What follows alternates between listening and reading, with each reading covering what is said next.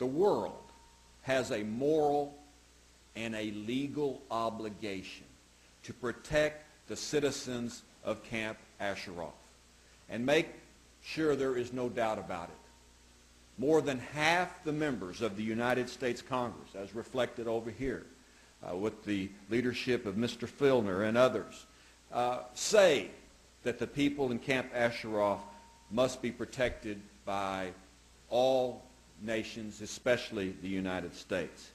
And it is important that we constantly stay vigilant, that we let the people in Camp Ashraf know that their silent voices are heard here in the United States. And those voices will continue to be heard, and they will have the absolute human right to be left alone and not be oppressed by any government, whether it's their own or whether it's some other government. And we owe them that protection of liberty. First, let me thank Mr. Filner for his leadership on such an important issue. Look, what happened on that horrible moment was nothing more than and nothing less than cold-blooded murder. And I'm so grateful for your leadership to have this resolution to highlight that.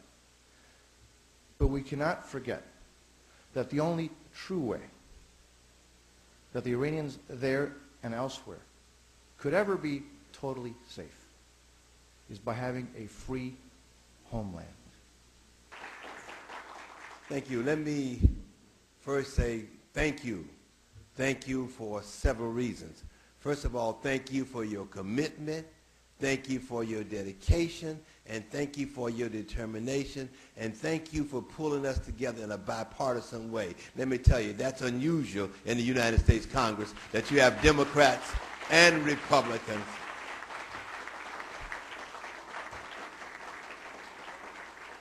I also want to thank Congressman Filner for his leadership. The fact that he has 234 members of the United States Congress on the resolution shows that he has done a great job, and with your support. So I want to first associate myself with all the remarks made by my colleagues. I want to do that so I can be brief. First, let me identify myself with the remarks that just preceded me about if the United States isn't standing up for freedom, we have lost our soul. And I certainly believe that. If we say to the people of Iran, your government is our enemy, but you are our ally, those things, those type of things, will make the world a better place. It'll make it more peaceful. It'll actually help not only those people, but it'll help the people of the United States.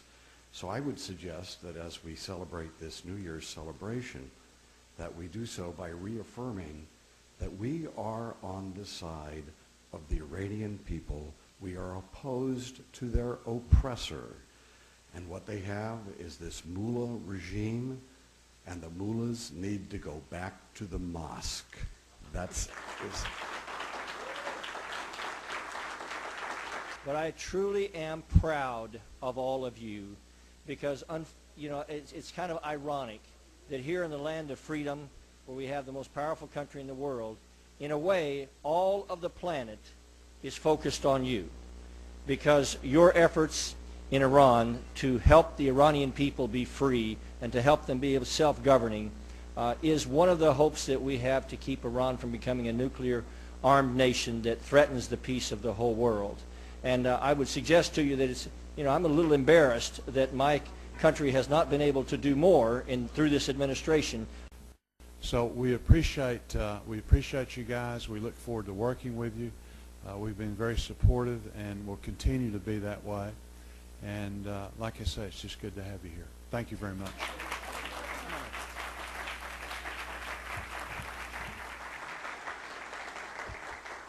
Thank you very much. Dr. King was right when he said it decades ago, and his words ring true today. Injustice anywhere is a threat to justice everywhere.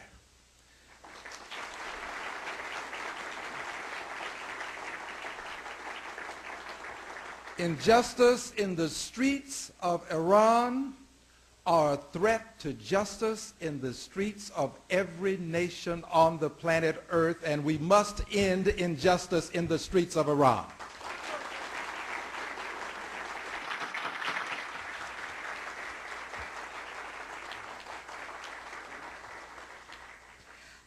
I wish everybody a very happy Iranian New Year, and I am so happy to see you here.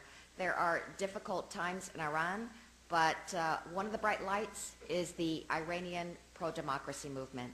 And I am so glad that all of you are standing up for the ideals of democracy. We are depending on you.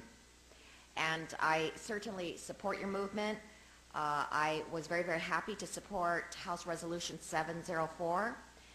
Certainly, there needed to be protection for the people in Camp Ashraf, and we should make sure that they continue to be safe. The United States and the Iraqi government should ensure that these residents have all the security that they need. And so we must continue the pressure to make sure that happens so that the pro-democracy movement can continue to be safe and the Iranian people can be safe.